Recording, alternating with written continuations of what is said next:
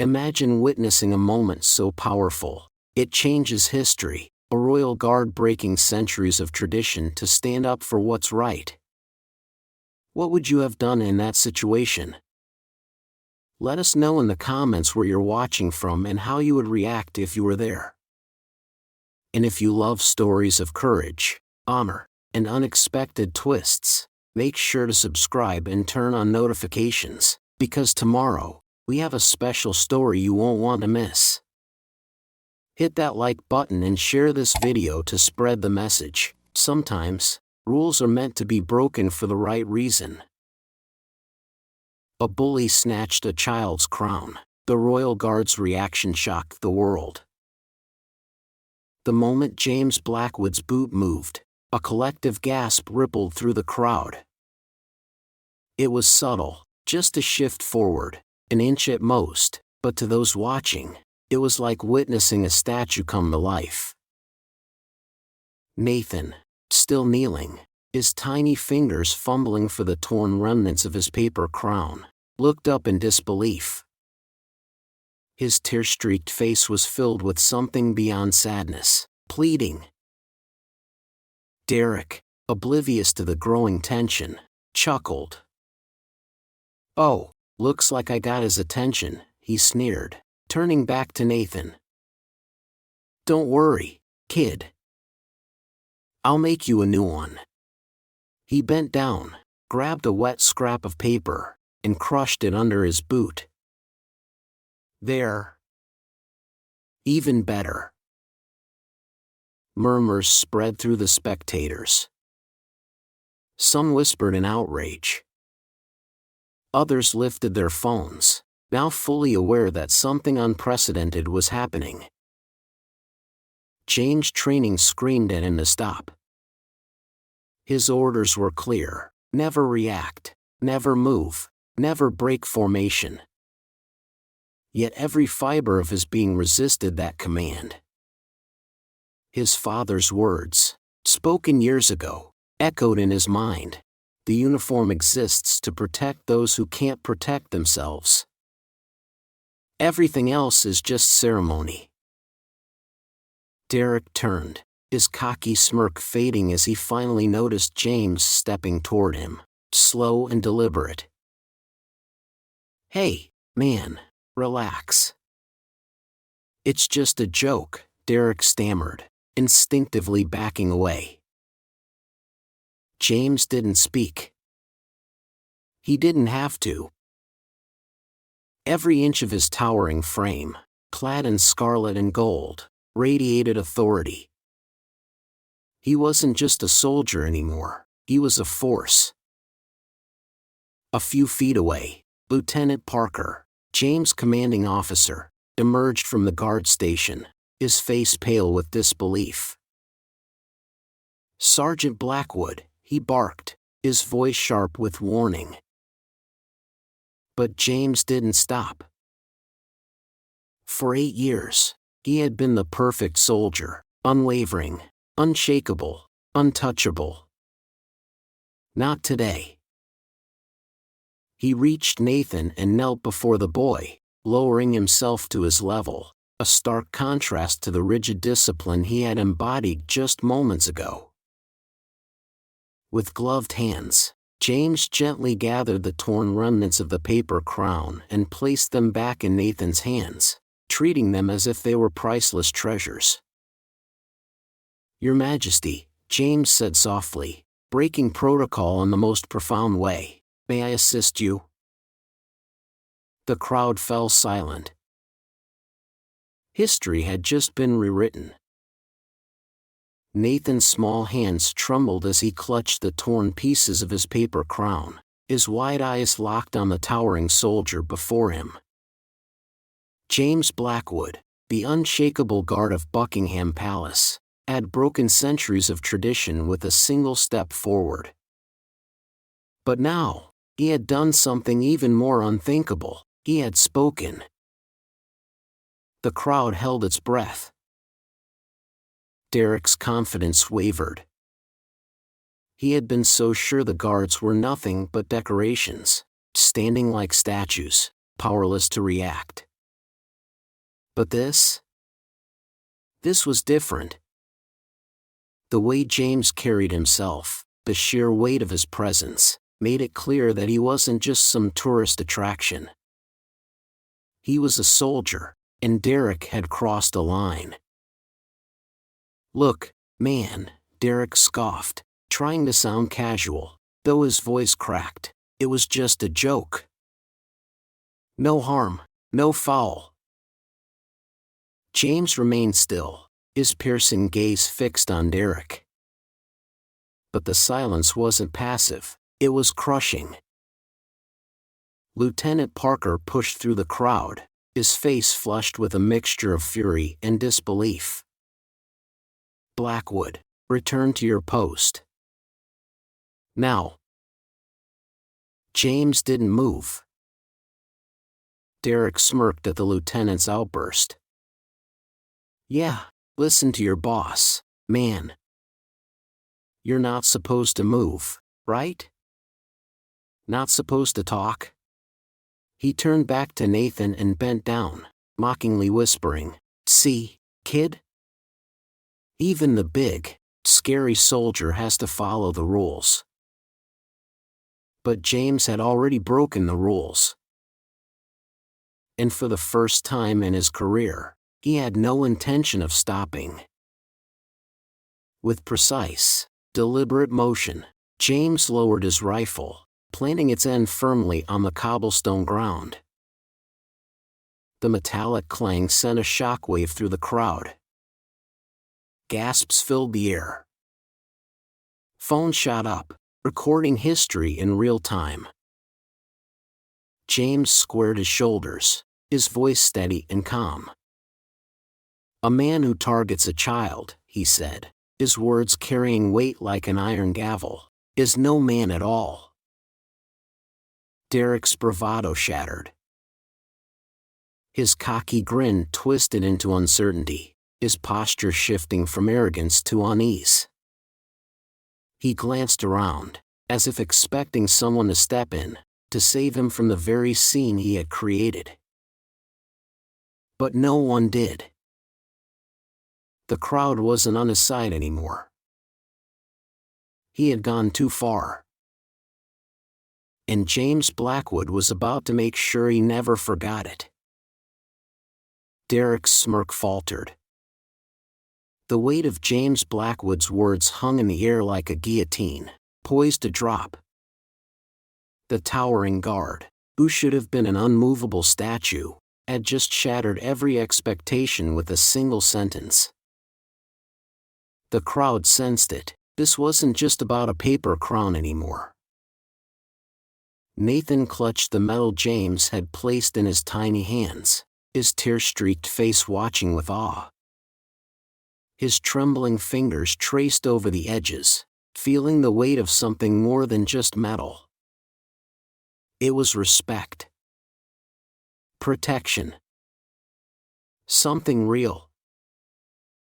Derek took a step back, his bravado crumbling under the collective gaze of the crowd. His eyes darted toward the lieutenant, searching for an out. "Come on," he scoffed, voice thinner now. "You're really gonna let this guy break rank over some stupid kid's toy?" Lieutenant Parker's jaw was tight, his hand twitching at his side. "Sergeant Blackwood," he warned, "if you don't return to your post this instant, you will be relieved of duty." James didn't blink. He had already made his decision. Derek saw his opportunity. His confidence flared back to life, his sneer returning. "Yeah, that's what I thought," he muttered. He turned back to Nathan, towering over him. "Guess your soldier isn't as tough as he looks, huh?" Then, he made his final mistake. Derek raised his foot, not in hesitation, not in retreat, but to stomp on the last remaining piece of the crown. The moment his heel came down, James moved. It happened so fast, most of the crowd barely processed it. In a blur of precision, James closed the distance between them in a single, controlled step. His gloved hand shot out, not in violence, but to catch Derek's wrist midair before he could lift his foot again. A sharp intake of breath spread through the onlookers. Derek froze. James's grip wasn't crushing, but it was unyielding. A silent warning, a reminder of exactly who he was dealing with. "I strongly suggest," James said, his voice measured, but lethal in its quiet intensity, "that you reconsider your next action." Derek tried to yank his arm back, but it was like pulling against iron. His breath hitched. For the first time in his life, he was the one powerless to move. Derek's confidence shattered the moment he realized he wasn't in control anymore. The air around them crackled with tension. The crowd fell into a stunned silence, eyes locked on the unshakable figure of Sergeant James Blackwood, whose iron grip had stopped Derek cold. His uniform, soaked slightly from the drizzle, didn't falter in perfection, a symbol of discipline, unwavering in the face of disrespect. Nathan, still gripping the metal tightly, looked up at the guard with wide eyes. His mother, Sarah, had finally scrambled to his side, her chest rising and falling as she tried to steady her breath. She had never seen anything like this. Derek, however, still hadn't accepted his defeat. He yanked at his wrist again, this time with all his strength. Nothing. James hadn't even shifted. "This is assault," Derek blurted out, his voice cracking, but loud enough for the surrounding crowd to hear. "He can't touch me." James didn't flinch. His voice was calm, dangerous in its restraint. "Your actions today constitute harassment of a minor. And by attempting to destroy royal property on Crown grounds, you're already on thin ice." A murmur rippled through the spectators. Phones were raised again. Every second of this was being recorded. Lieutenant Parker, standing just behind them, clenched his jaw. "Sergeant Blackwood," he ordered, "release him." "That's an order." James let go instantly. Derek stumbled back, nearly losing his footing. The momentary rush of freedom filled him with reckless confidence. He had no idea that his biggest mistake was still ahead. "You think you're some kind of hero?" Derek spat, rubbing his wrist dramatically for effect, playing to the cameras. "You're nothing but a..." Then, in one disastrous move, he reached for Nathan's medal. The moment his fingers brushed the sacred silver, James moved again. Not a shove. Not a strike. A precise step forward, one so sharp and measured that Derek instinctively recoiled, stumbling back once more. His ankle twisted on the slick pavement. He lost his balance. And then, he fell. Flat onto his back, his head narrowly missing the base of the palace gate. The moment stretched, hanging in the air. The gasps, the stunned expressions, the way even the rain seemed to pause, it all froze in time. Derek had humiliated himself. And James Blackwood? He hadn't even lifted a hand. Derek lay on the cold, wet pavement, humiliation burning hotter than any pain from his fall. The cameras were still rolling. The crowd, some in shock, others stifling laughter, stood frozen, watching as the arrogant bully now found himself flat on his back, staring up at the towering figure of Sergeant James Blackwood. For a moment, no one moved. Then, Nathan, still clutching the medal that had nearly been stolen, stepped forward. His small hand reached out, not in fear, but in defiance. Derek's breath hitched as he saw the look on the boy's face. Not pity. Not fear. Just quiet strength, the same kind that radiated from the guards standing beside him. Are you done now?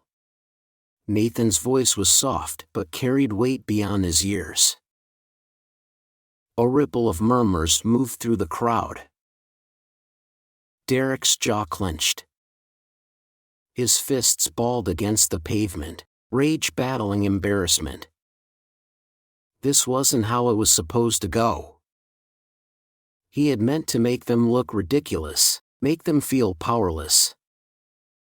Not the other way around. Scrambling up, Derek wiped his wet hands on his jeans. This is ridiculous, he stammered. I was just messing around. That's all. You people. Enough. Lieutenant Parker's voice cut through the noise like a blade. He stepped forward, his face stone cold. I've heard enough. He gestured to two approaching officers. Take him. Derek's face paled. Wait, what? Harassment of a minor. Intentional destruction of property. Disturbing the peace on royal grounds, Parker listed. And given the cameras, emotion to the dozens of phones still recording, I'd say there's more than enough evidence. The officers seized Derek's arms, not gently. Wait, no. This is insane. It was just a joke. Derek struggled, but his protests fell on deaf ears. James Blackwood didn't move. He simply stood there, his gaze unwavering as Derek was hauled away, his fate no longer in his own hands. As the officers disappeared through the palace gates, the crowd erupted. Not in chaos, but in applause. Nathan turned back to James, still holding the medal tightly. His mother placed a hand on his shoulder, her eyes filled with gratitude. Thank you, she whispered. James finally looked down at the boy. His voice, though quiet, held power. Some things are worth protecting. And with that, he turned sharply, returning to his post. Unshaken. Unbroken. What would you have done in this situation? If you witnessed someone tormenting a child, would you step in or wait for security to handle it? Do you believe Sergeant Blackwood made the right choice by breaking protocol to protect Nathan? Some might argue that rules exist for a reason, but others say that true honor comes from standing up for what's right, even when it means facing the consequences. We want to hear your thoughts. Would you have acted differently? Have you ever witnessed or experienced a moment where someone stood up against injustice? Share your stories in the comments below. Your perspective matters. And if this story resonated with you, don't forget to hit that like button so more people can see it. Subscribe and turn on notifications so you never miss our next powerful story, because tomorrow, we have something even more unbelievable coming your way. Let's keep this conversation going. What would you have done? Comment below.